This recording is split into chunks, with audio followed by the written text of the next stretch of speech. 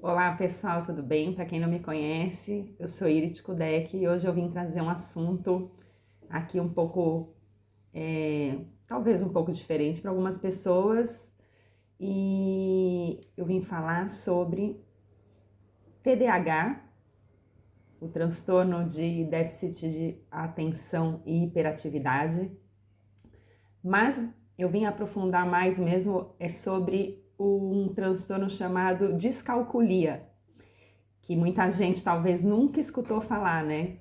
E por que eu tô trazendo esse assunto? Porque eu experiencio isso até hoje, até os dias de hoje.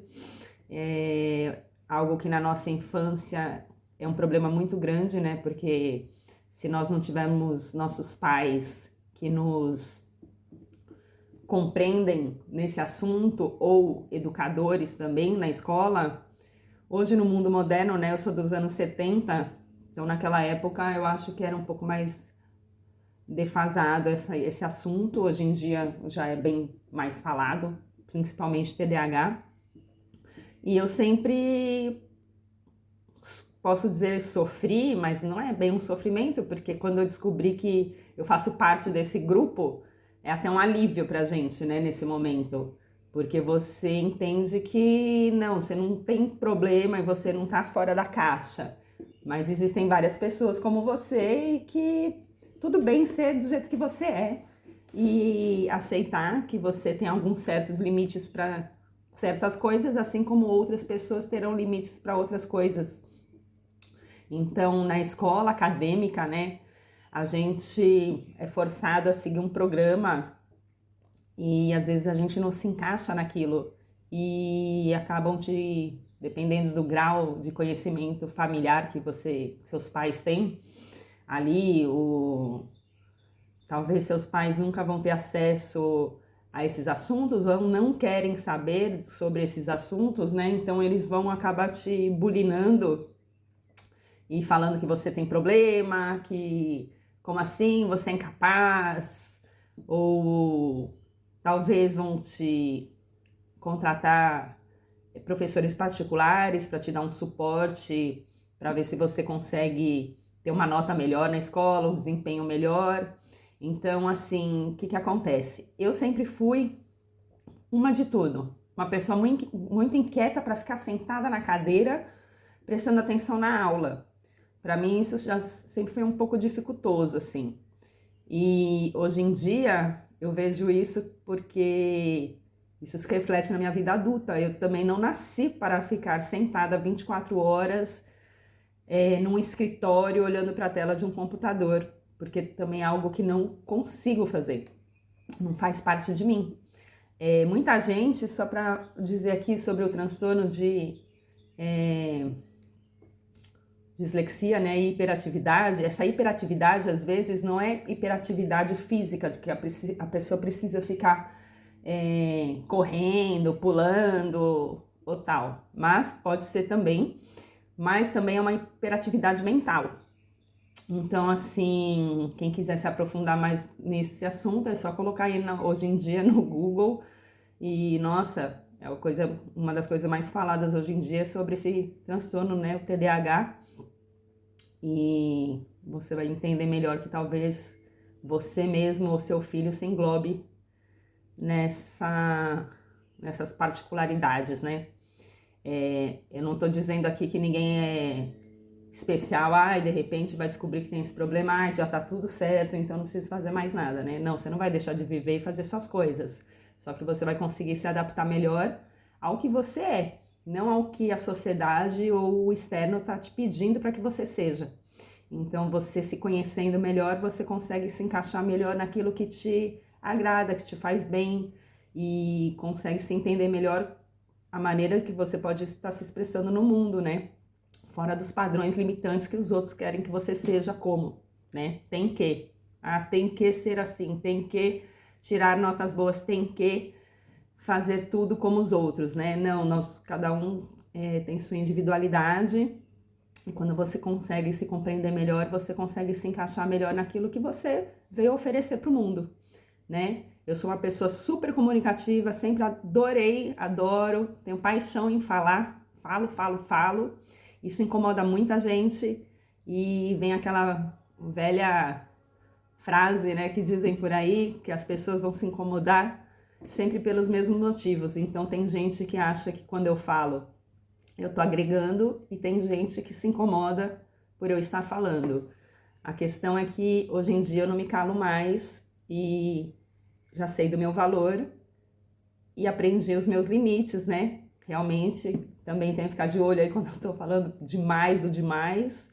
Mas uma coisa é falar sobre futilidade e outra coisa é falar sobre algo útil. Enfim.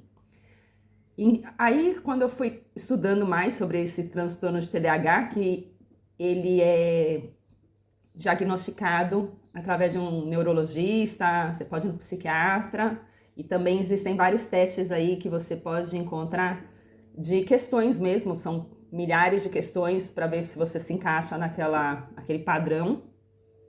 E eu descobri que entre eles existe um transtorno chamado descalculia. Quando eu descobri isso, eu falei, meu Deus, obrigada. Que bom de saber que não sou só eu e isso é diagnosticado, né?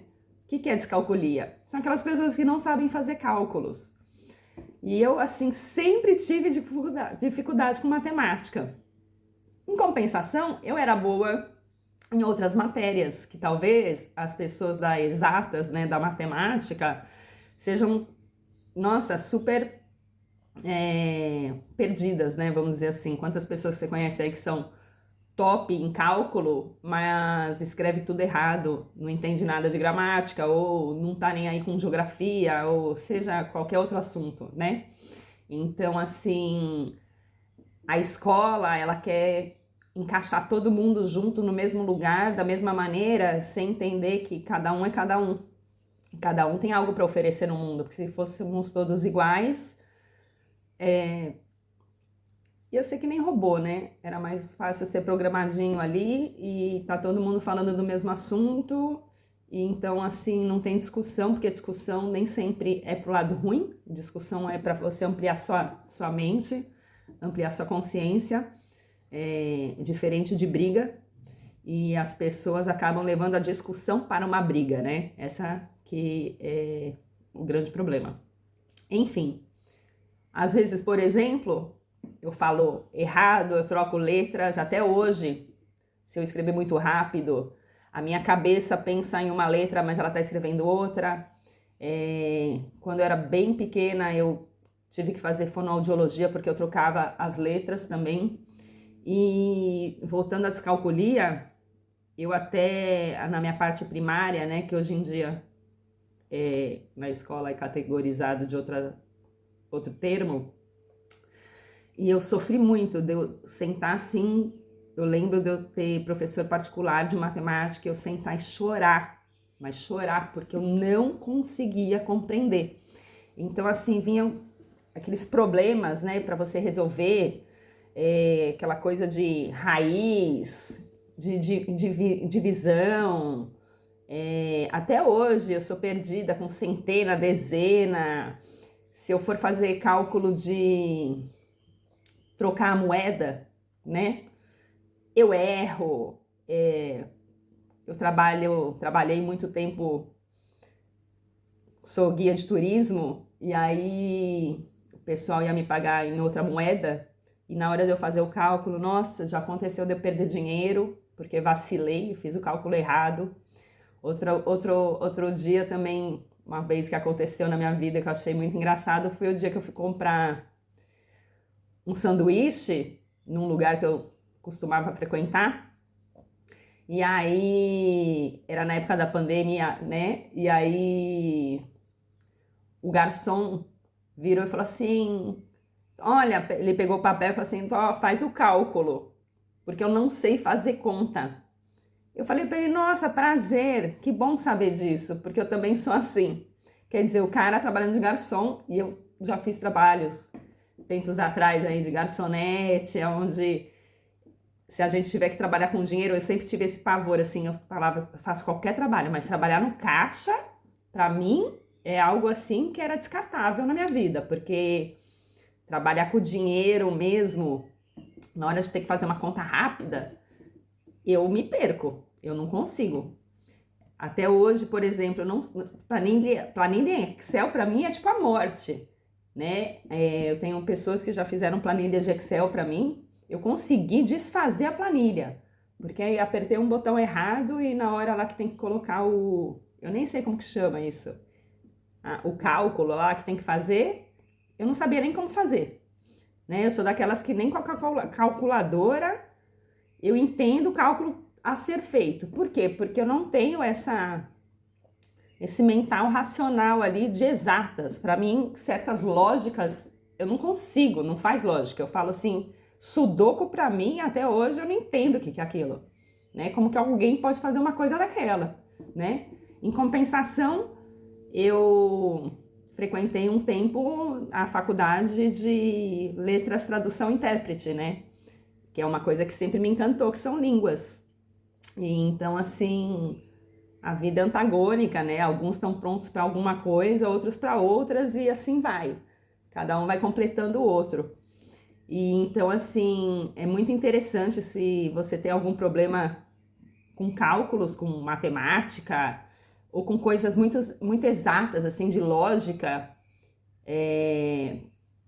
procura aí Descalculia, esse é o nome, né?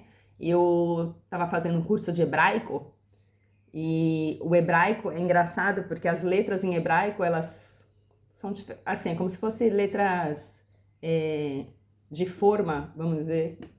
E muitas vezes eu pensava numa letra e escrevia outra. Eu falava, nossa, até em hebraico eu também faço essa troca, né?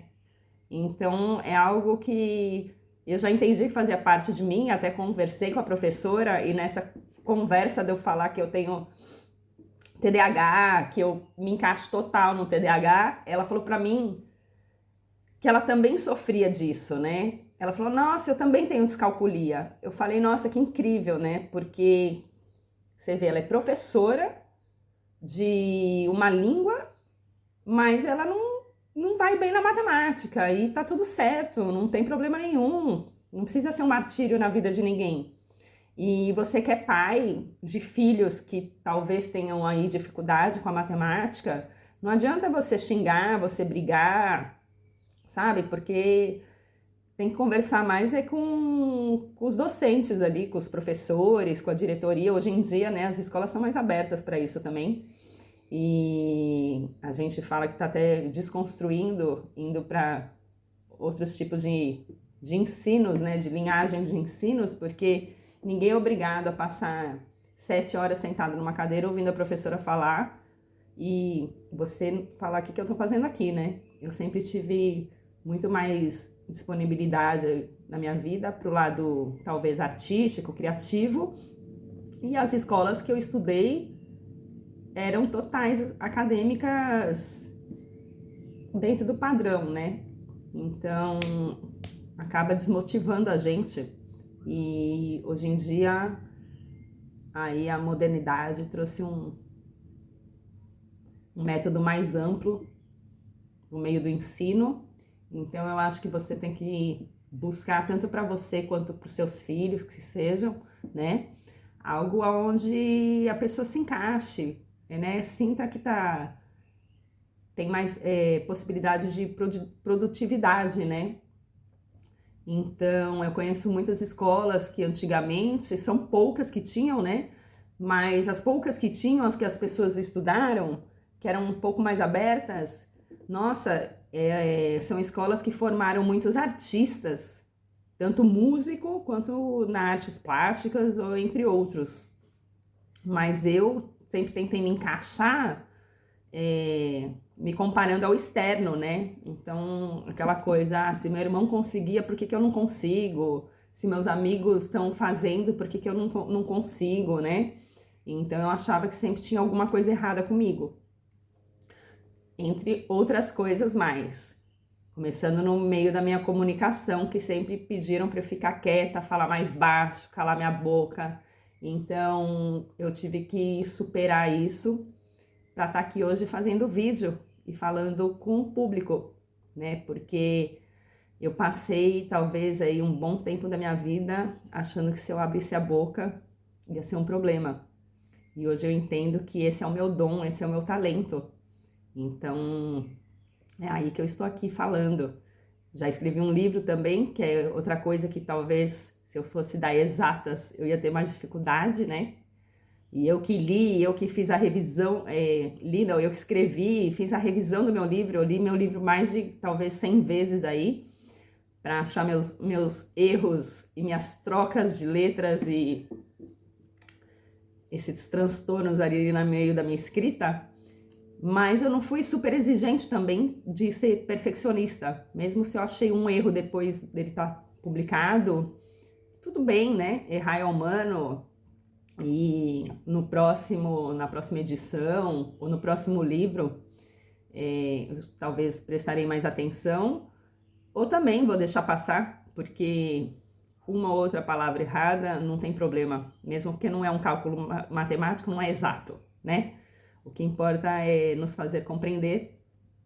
E assim, quando a gente está falando, a gente também troca as palavras, esquece as palavras, né? Que tem muita gente que se exige demais, por exemplo, quando está aprendendo outra língua. Fala, meu Deus, eu tenho que falar um inglês perfeito, um japonês perfeito. Só que nem português perfeito você fala, nem sua própria língua perfeitamente você fala no dia a dia, né? Isso a gente aprende na faculdade de letras, que existe uma diferença entre a língua falada e a língua escrita, né? A língua formal, a gramática mesmo, e a língua local, né? Cada tribo fala na sua maneira, tem gente que fala em gíria, e tem gente que se incomoda muito quando os outros estão falando da maneira que não faz parte daquele meio com que ela se comunica. E porque acha que tudo tem que ser formal, então assim, foi-se o tempo, né, de falar voz missê da época imperial. E o que importa no caso da escrita, da gramática, é você, no momento que for mandar um e-mail, hoje em dia, né, for enviar uma carta e uma coisa mais formal para um trabalho, talvez, prestar atenção, né, e hoje em dia você tem a internet que te ajuda até corrigir esses erros e buscar, né, um sinônimo melhor, uma forma mais formal mesmo de falar. Não vai escrever pro seu chefe, e aí, beleza? Qual é que é, né? Mas não tem problema nenhum se você for falar isso no meio de uma conversa informal, não tem problema nenhum. Talvez até dentro da empresa mesmo, na hora que você está conversando, tem que ter mais discernimento. O local que você tá e as pessoas com quem você está se dirigindo, né? Então, mesmo que você fale super gírias com sua tribo, com seus amigos, com a sua galera, não tem problema nenhum. Mas tem alguns lugares que você tem que sim trazer para consciência de que você tem que ter um comportamento melhor, usar tais palavras ou menos palavras, assim assado, né? Assim assado. Então, como também tem, por exemplo, no Rio de Janeiro é super meio comum falar certos palavrões, faz parte da cultura carioca, né? Mandar merda ali, falar pô, né? É muito normal. Quem conhece o Rio de Janeiro ali, quando você sai na rua, faz parte da cultura deles. Mais outra coisa é você chegar e escrever um e-mail com alguns palavrões ali que talvez não se encaixam naquele momento e naquele contexto, né? Enfim, eu vim mais trazer esse assunto para dar uma cutucada aí na mente para quem não conhece sobre TDAH e sobre descalculia. E é isso. Se você está curtindo meus vídeos, deixa um joinha, dá um like, compartilha eles para as pessoas que talvez vão se interessar por esse assunto e precisam também conhecer esses assuntos. E se inscreve no canal, ativa lá o sininho, né, para receber os novos vídeos. E a gente se vê no próximo vídeo. Até mais!